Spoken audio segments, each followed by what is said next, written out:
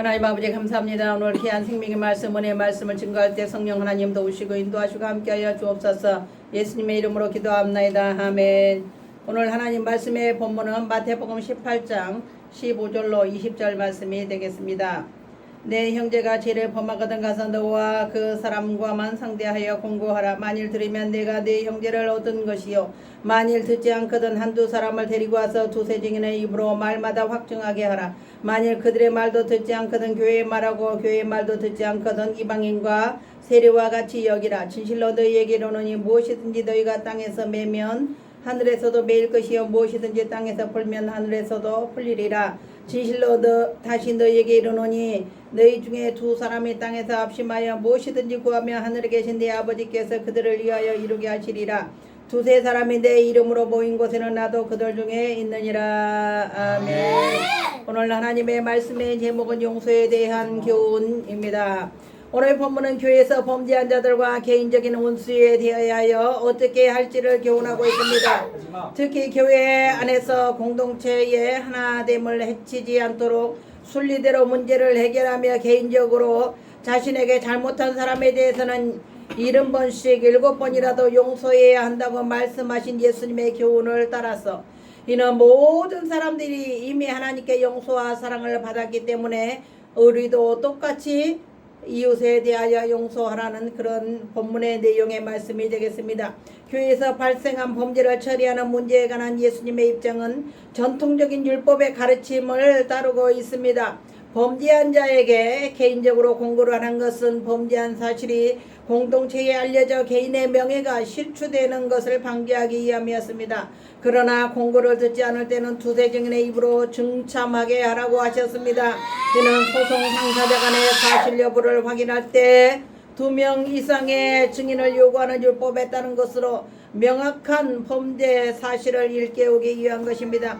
한편 유대인들에게 치는 완전 숫자로 이웃의 잘못에 대해 7번 용서하라는 것은 최상의 자비를 베푼 것으로 간주되었습니다.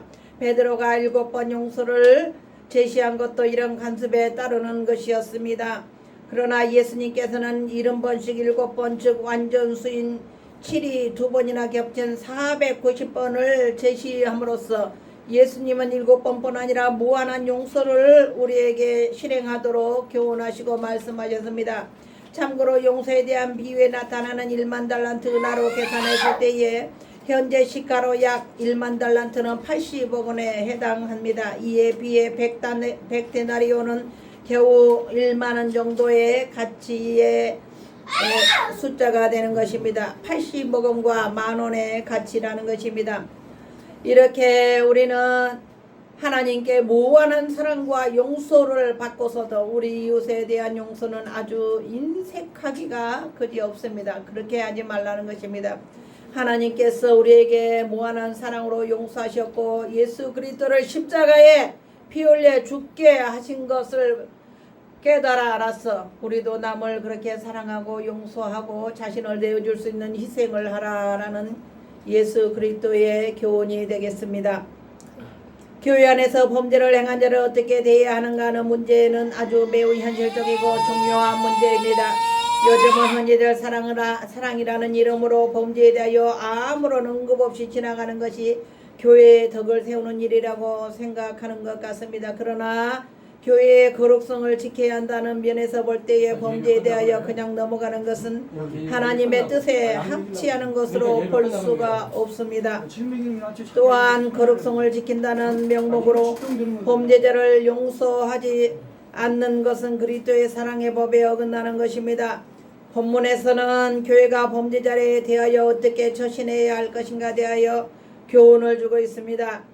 회개하지 않는 자에 대해서는 강하게 징벌하여 교회의 거룩성을 지키고 회개하는 자에 대해서는 무한한 용서로 사랑을 베풀라라는 것입니다. 본문의 말씀을 통하여 바른 교훈을 배우고 그 교훈대로 실천하여 주께서 원하시는 교회를 만들어 나가야만 하겠습니다. 우리가 흔히 사형제도에 대한 것을 언급해 볼 때에 사회적으로도 많은 문제가 되고 있습니다. 사형을 폐지한다라는 것은 하나님의 사랑으로 무한한 용서를 가하는 것이지만 사형을 폐지함으로써 그 계속해서 이어지는 더 흉악하고 더 많은 살인죄가 이렇게 범람하는 것을 볼 때에 무조건적인 사형 폐지 제도는 그렇게 성경의 제도에서 그것은 합당한 것이 아니라고 볼 수가 있습니다. 하나님께서도 구약에서는 많은 사형 제도를 친히 실행하심으로써 거룩성을 범죄하고 하나님의 뜻을 어긴 자에게 대해서는 하나님은 아주 엄격하게 다루신 것을 우리는 알 수가 있는 것입니다. 첫 번째, 회개하지 않는 자에 대한 징벌입니다. 예수님께서는 교회에서 형제가 범죄하였을 때에 치리하는 과정을 교훈하셨습니다. 먼저 가서 1대1로 권면하여 범죄자에게 회개하도록 하고, 만일 회개하면 형제를 얻은 것이 됩니다. 그러나 그 사람이 공고를 듣지 아니하면 한두 사람을 데리고 가서 두세 증언의 입으로 증거를 만들고 공고하도록 합니다. 이는 구약의 율법에 의하면 증인은 두 사람 이상이 되었을 때에 그 증언이 인정받을 수 있기 때문입니다. 신명기 19장 15절 말씀이 되겠습니다. 사람이 아무 악이든지 무릇 범한 죄는 한 증인에만 정할 것이 아니요 두 증인의 입으로나 세 증인의 입으로 그 사건을 확정할 것이며 그랬습니다. 이렇게 만일 범죄한 자가 두세 사람의 말도 듣지 아니하면 교회가 그 문제를 다뤄서 회개하도록 권면하고, 만일 교회의 말도 듣지 아니하면 이방인과 세리와 같이 여기라고 하나님 말씀하셨습니다. 이 말은 출교하는 것으로 현실적인 공동체에서 추방될 뿐만 아니라 영적으로도 중요한 일이 됩니다. 그것은 무엇이든지 교회가 땅에서 매면 하늘에서도 매고 땅에서 풀면 하늘에서도 풀릴 것이라는 말씀과 함께 두세 사람이 땅에서 합심하여 구하면 그대로 이루시겠다 하는 약속이 증거합니다. 즉 교회에서 뽑안 절차를 거쳐서 범죄자를 출교시키면 하나님께서 그를 구원의 공동체에서 추방시키겠다는 엄청난 약속이 되겠습니다. 주께서는 회개치 아니하고 마음을 완고히 하는 자에 대하여 생명책에서 그 이름을 빼고 사탄에게 내어주실 것을 경고하셨던 것입니다. 예수님께서 가르쳐 주신 교회 안에서 범죄자에 대한 치리는 현실 속에서도 그대로 적용할 수 있습니다.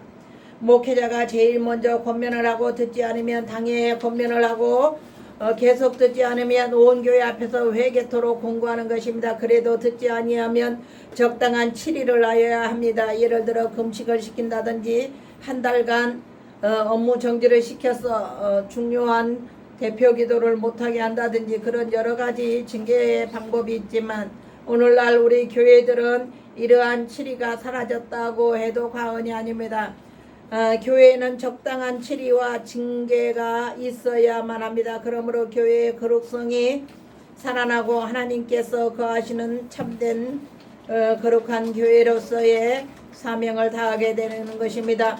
한 교회에서 치리를 받으면 순종치 않고 다른 교회로 가는 어처구니 없는 일이 요즘에는 일어나고 있습니다. 그리스도의 이름으로 치리한 것은 그 교회가 풀기 전에는 풀 수 없음에도 불구하고 교인을 얻기 위해서 마냥 다른 교회에서 치리받은 성도를 그냥 아무 조건 없이 받아들이는 일은 그런 교회들이 우를 범하고 있는 것입니다. 이는 그리스도의 교회를 멸시하는 행위로 개인이나 교회가 하나님께 책망받을 일입니다. 그래서 교회에 만약에 거룩성이 파괴된다고 한다면 교회는 질서가 문란해져서 그리스도의 교회로서의 사명을 감당할 수 없게 되는 것입니다. 그러므로 교회가 이렇게 거룩성이 다 무너진다면 교회는 또 밟히는 소금처럼 길가에 버려지는 것이 그렇게 되는 현상이 일어납니다. 그러므로 교회는 예수께서 가르치신 교훈을 따라 범죄자에 대하여 엄격한 치료를 행함으로 교회의 정체성을 유지해 나가도록 힘써야 하겠습니다. 할렐루야. 아멘. 디모데전서 1장 20절 그 가운데 후메네오와 알렉산더가 있으니 내가 사단에게 내어준 것은 저희로 징계를 받아 회방하지 말게 하려 함이라. 사도 바울이 후메네오와 알렉산더를 교회에서 치리를 함으로 징계를 가했습니다. 시편 94편 10절에 열방을 징벌하시는 자 곧 지식으로 사람을 교훈하시는 자가 징치하지 아니하시랴. 잠언 19장 11절 노하기를 도디하는 것이 사람의 슬기요 허물을 용서하는 것이 자기의 영광이니라. 골로새서 3장 13절 누가 네게 혐의가 있거든 서로 용납하여 피차 용서하되 주께서 너희를 용서하신 것 같이 너희도 그리하고. 누가복음 17장 4절 만일 하루 7번이라도 내게 죄를 얻고 7번 내게 돌아와 내가 회개하노라 하거든 너는 용서하라 하시더라. 누가복음 17장 3절 너희는 스스로 조심하라. 만일 내 형제가 죄를 범하거든 징계하고 회개하거든 용서하라. 아멘. 아멘. 요한일서 1장 9절 만일 우리가 우리 죄를 자백하면 저는 미쁘시고 우로사 우리 죄를 사하시며 모든 불의에서 우리를 깨끗하게 하실 것이요. 아멘. 누가복음 6장 35절도 오직 너희는 원수를 사랑하고 선대하며 아무것도 바라지 말고 빌리라. 그리하면 너희 상이 클 것이요 또 지극히 높으신 이의 아들이 되리니 그는 은혜를 모른 자와 악한 자에게도 인자로우시니라. 아멘. 마태복음 18장 35절 너희가 각각 중심으로 형제를 용서하지 아니하면 내 천부께서도 너희에게 이와 같이 하시리라. 누가복음 11장 4절 우리가 우리에게 죄지은 모든 사람을 용서하오니 우리 죄도 사하여 주시옵고 우리를 시험에 들게 하지 마옵소서 하라. 아멘. 두 번째 회개하는 자에 대한 용서입니다. 예수께서 범죄자에 대한 교회의 치리에 대하여 교훈하셨을 때에 베드로는 죄를 범한 형제를 몇 번이나 용서해 주는 것이 합당한가를 물으면서 7번 정도 용서하면 되겠느냐고 질문하셨습니다. 베드로는 아마도 예수께 칭찬을 받을 수 있을 것이라고는 마음에 7번이라도 말했던 것 같습니다. 자신에게 죄를 범한 자에게 동일한 보복을 가하라는 율법에 비추어 볼 때에 베드로의 7번 용서는 매우 후한 것이었기 때문입니다. 한 사람이 동일한 사람에게 7번이나 범죄했다면 가중처벌하는 것이 마땅하였습니다. 그러나 예수께서는 70번씩 7번이라도 용서하라고 말씀하심으로써 회개하는 자에 대해서는 무조건 용서를 베풀어야 함을 교훈하셨습니다. 회개하지 않는 자에 대해서는 단호하게 구원을 반열해서 끊어버리는 징벌을 내리지만 만일 형제가 회개하기만 한다면 어떠한지라도 용서하는 것이 주의 가르침이고 그리스도의 정신입니다. 여기에서 성도의 용서는 인간적인 자비심이나 넓은 아량을 근거로 하는 것이 아니라 이성을 초월한 하나님의 사랑으로서 품어주고 용서하고 자비를 베푸는 것임을 알 수가 있습니다. 아멘. 아멘. 교회 생활 속에서도 큰 문제가 발생하는 배우를 보면 언제나 개인적인 감정이 들어있음을 발견할 수 있습니다. 평소 개인적으로 상처를 받았을 때에 용서하지 못하여 치유받지 못했을 때 그 감정이 다른 문제로 폭발되는 경우가 일어나는 것입니다. 이러한 현상은 교회 공동체의 본질에서 벗어난 것입니다. 교회에는 서로의 허물을 덮어주고 용서함으로 화해를 이루어 나가야 합니다. 만일 그렇지 못하면 공동체성이 파괴되어 진정한 성도의 교제가 이루어질 수 없는 것입니다. 모든 사람에 대하여 열린 마음을 가지고 용서를 구할 것이 있으면 용기 있게 용서를 구하고 형제의 잘못을 용서하는 성숙한 공동체를 이루어 나가야 하겠습니다. 아멘. 아멘. 세 번째, 용서함으로 용서받는 진리입니다. 예수님께서는 형제의 용서의 중요성을 강조시키기 위하여 비유로 말씀하셨습니다. 왕에게 많이 빚든 자가 왕의 긍휼을 입어 빚을 탕감받고 자신에게 조금 빚진 자를 용서치 아니함으로써 왕의 진노를 사서 옥에 갇히게 되었다는 비유였습니다. 이는 하나님께서 우리가 도저히 갚을 수 없는 큰 죄에 대한 용서를 하셨는데 우리가 형제의 조그마한 잘못을 용서하지 못한다면 하나님께 우리의 과실도 용서받을 수가 없다는 교훈입니다. 이는 예수님께서 우리가 사람의 과실을 용서하면 전부 하나님께서도 우리의 과실을 용서하시지만 우리가 사람의 과실을 용서하지 아니하면 하나님께서도 우리 과실을 용서하지 아니할 것이라는 교훈이 되겠습니다. 성도는 예수 그리스도 안에서 모든 죄를 용서함 받아서 구원을 소유한 자들입니다. 그러한 성도의 표징은 다른 사람의 과실을 용서하는 것으로 나타나야 합니다. 하나님께로부터 받은 큰 은혜를 기억할 때에 이 세상에서 용서하지 못할 죄가 없는 것은 당연한 것입니다. 그러므로 형제의 죄를 용서하지 못하는 자는 하나님의 용서를 은혜의 은혜를 체험하지 못한 자입니다. 우리는 스스로 용서할 수 없지만 하나님의 은혜 가운데서 성령의 힘을 덧입으면 어떠한 죄도 용서할 수 있는 능력을 소유할 수가 있습니다. 용서하는 삶으로 용서받은 자의 징표를 증거하는 성도의 삶이 되도록 힘쓰는 저와 여러분들이 되기를 바랍니다. 아멘. 결론의 말씀이 되겠습니다. 교회에서 범죄자에 대한 치리와 회개하는 자에 대한 용서에 대하여 오늘 우리는 교훈을 받았습니다. 교회의 치리가 사라지고 성도 간의 용서가 희박한 우리 상황에 꼭 필요한 말씀이 되겠습니다. 오늘 주의 말씀을 쫓아서 순종함으로써 교회의 거룩성을 유지하고 형제 사랑의 법을 이루어 나가는 교회와 성도와 저와 여러분들이 되기를 주님의 이름으로 축원합니다. 아멘.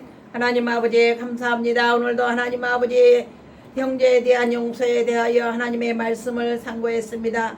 오늘 우리는 하나님의 엄청나고 크고 아버지 귀한 사랑과 용서를 받으면서 이웃과 형제를 용서하지 못하는 우를 범하는 자들이 아버지 하나님 우리의 모습이 아닐지 저희들 스스로 살펴보고 있습니다. 하나님 우리의 모든 죄와 허물을 용서해 주시고 또한 우리도 남을 사랑하고 용서로 하나님의 마음을 품고 대하는 아버지 하나님 자비의 사람이 다 될 수 있도록 축복하여 주시옵소서.